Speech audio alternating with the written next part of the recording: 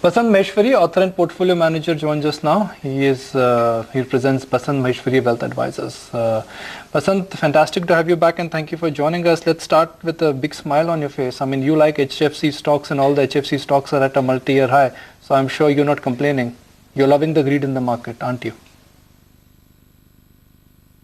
I mean, you complain about the greed only when you have not been greedy when it was the time to be greedy. So we have been bullish on HFCs for several years now. We've changed horses, as you know. So I think we were super bullish on HFCs all these years, but now I think there's one more super to the super bullishness. So we are now super bullish.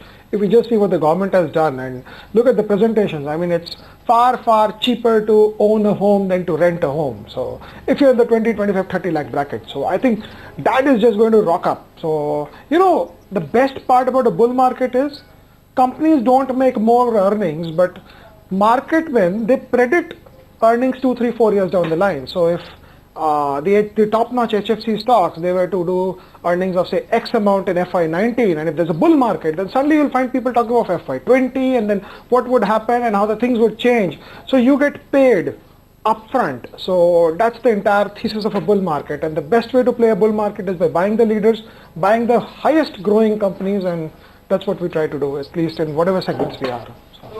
Basant, you know, one of your earlier tweets indicates that a market without earnings is like a bicycle tire without air. Pedaling is hard and is no guarantee for speed. But that doesn't seem to be the case in this market, because this market is working on earnings projections 2 years from now, and the stocks are already on a tear. This market is not even punishing some of the bad stocks, so to speak. Where do you think there is scope? Let me tell you one more interesting. Yeah. No, go ahead. Yeah, let me tell you one more interesting thing. A market driven by liquidity is like a Ferrari with failed brakes, driverless, on a straight road.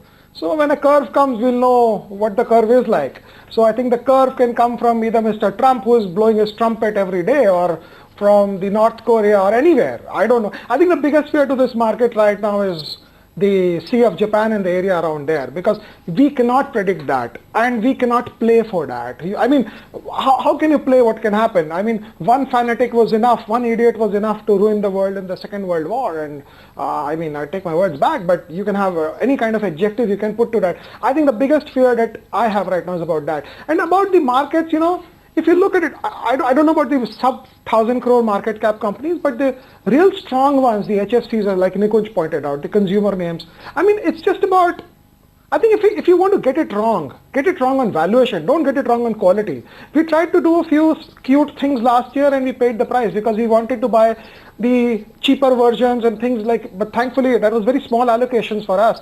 But you know, we prefer going wrong on valuations than going wrong on quality. And growth is scarce, so you know, anything that is growing 30-40%, we will be paying top dollar for that. A company that we own and it's disclosed and it's not a recommendation, like Canfin, today it trades 5 times book, and 3-4 years it was trading 1 time, 2 times book. So you know, that's the classic point of a bull market. So if you ask me, fundamentally this market, I mean, it's not driven by earnings. It's driven by earnings for a few specific pockets. But it's a selective bull market, if you ask me. I don't think there's a overall integrated bull run happening anywhere. But people are making money, and that's how things are. So anyway, so this is it. So Basant, you've made your money by buying a Whirlpool, Page Industries, absolute bluest of the blue chip names. Now those names are expensive. They're great businesses, great promoters, but the entry price is important, because the entry price for an investor will determine the return and the exit price. So if absolute quality has dominated Indian markets for the last 2-3 years, whether it's a Bosch, Page Industries or a Bajaj Finance, what kind of names do you think will dominate next 2 or 3 years? I think one which we own and which is super expensive and not a recommendation again, we bought it first day, first show, like we say, is DMart. And same theory, I think they're going to grow at 40%. If any company that can become a $50 billion market cap company in the retailing sector, I think it is DMart. It's not a futuristic projection, it's just an expression of a hope or an idea, if you might call it. So it's very expensive, but then you say, Okay, we won't make money for 1 year, for 6 months. Then what after that? After that we make money. And the best part about these kind of companies is, see, you can get an Asian Paints growing at 12%. And why should I pay 40p for a 12% grower?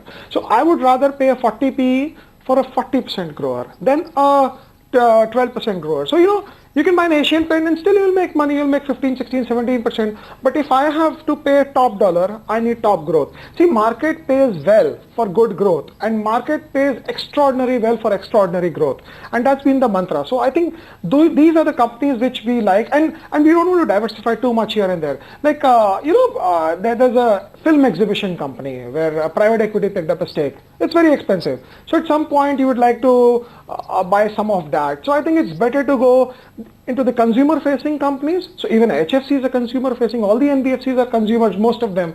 I mean, so if a company like Bajaj Finance, where we have an interest obviously and not a recommendation again, so if that's very expensive, but it's lending to a consumer who wants to buy a television or a refrigerator. So basically you can buy a Whirlpool or you can buy the finances to that. So these are the kind of things which we want to do. So, but if you ask me, you're not getting them cheap. They're not fairly valued. They're fully valued probably. But valuation itself doesn't determine markets. Markets are determined by demand and supply, and valuation is just one of the triggers for that demand. So I think a broad hypothesis would be more on that lines than just looking at the P ratio and trying to say this is what I want to buy and this is what I want to sell at these kind of price earnings. I love the way you are describing markets, Basant. Frankly, we always try to, pretend to wear this veil of valuation, but frankly, good companies don't get cheap. And the example which I always give my friends and some of our viewers is that if you're buying a house in Pedder Road and if you're buying a house in Dharavi, well, the cost is going to be different because that Pedder Road real estate will never come down. That's the nature of the real estate as well. It depends on what you're buying, when are you buying, and how are you buying, and that's a different kind of an experience. But my question is not about whether you're buying real estate in Pedder Road or Dharavi. My question to you is on DMart.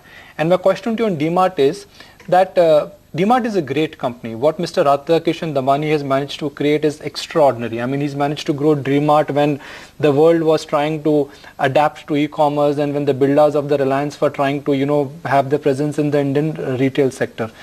My question with DMart is that it's a very ordinary business. And it's a business where the margins and the spreads are going to be very thin. So yes, they can grow, they can expand, but there's nothing sexy about the business. Let me put it this way. I mean, for an ordinary business to succeed, you need to have extraordinary management. And if you just go and see their cost ratios, I think I read in a couple of places that whenever DMart opens a store, again not a recommendation, the nearby 2-kilometer radius, nobody wants to compete. So right now they are in Western India and a little bit in Southern India. So fast forward 10 years henceforth. So if you have this space, so there's something called return on equity and asset turns. I think this is the only company that has got its strategy right. And all somebody had to do was pay 1,000 rupees and buy a couple of books on how Sam Walton did it in US. We read that because we were bullish on Pantaloon and we made a lot of money because we didn't know how things actually work, and that was more a case of luck and fluke about 10-15 years back, because that was one company which wanted to do well, but the strategy wasn't in the right format. So the cluster based strategy where you get the economies of scale, you get logistics, you get distribution, and everything works for you. So I think those are the companies you want to buy. See, a diamond, a D-color diamond is the most expensive thing, but people pay a top dollar to get them for a piece of a stone because diamonds are forever. So there are a few diamonds in the Indian market, and I think you just buy them, don't think of making money next year. But of course, there's a scarcity to it, and except the NBFC space, I can't see any company growing at 35% for the next 2, 3, 4, 5 years. So the ones that can assure you of 35-40% growth for the next 3-4 years will have a P of not 35 and 40, they will have a P of 70 and 80. And that's the unfortunate truth. And we can either participate in that. Okay, let's assume we get it wrong. Then what happens? You get it wrong, you get it wrong. You just wait for 2 years, you get your money back. So this is like a money back scheme where, even if you get it wrong in an Asian Paints, you get the money back. So, not a recommendation again, Asian Paints. So, like I said, I'd rather get stuck in terms of high valuations and over valuations than in a low quality company, because in a low quality company, we don't get the money back. So in a high valuation company, which is consistent and predictable and certain about its operations, so there you get the money back. So I think we are more in those kind of businesses, and we've tried all those tricks in the last 1.5 years, like I keep saying, and it didn't work out. So we're back to the old ways. Okay, Basant, I know you are a long haul investor, but for someone whose time horizon is shorter than that, say about a 1-year time frame or even smaller than that, where would you advise them to take profits right now in this current market? Anything which is small cap and not institutionally owned, you should take profits. And let me give you the reverse logic to it. There's a big Twitter commandos, they'll be everywhere. They're saying, buy companies that are not institution owned, because in 4 years, 5 years, institutions will come in. So I think the first thing that a normal guy should see is, if your company doesn't have an institution backing, that is in terms of the shareholding pattern, don't try and take all the money for yourself.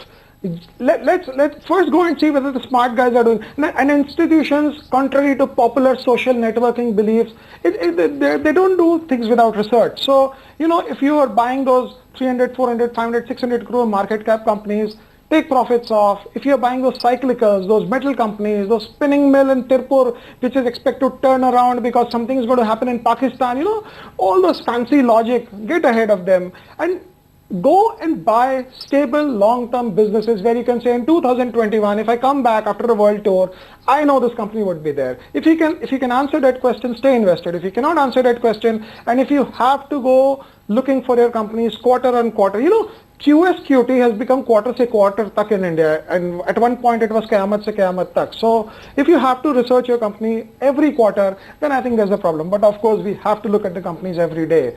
So I think it's better to get into the broad themes, the generalized themes, and not try and be over smart and too cute and trying to pick out those exceptional niche ideas, because they work 1 out of 10. What if you get the other 9 and not the first one? So that's the only problem.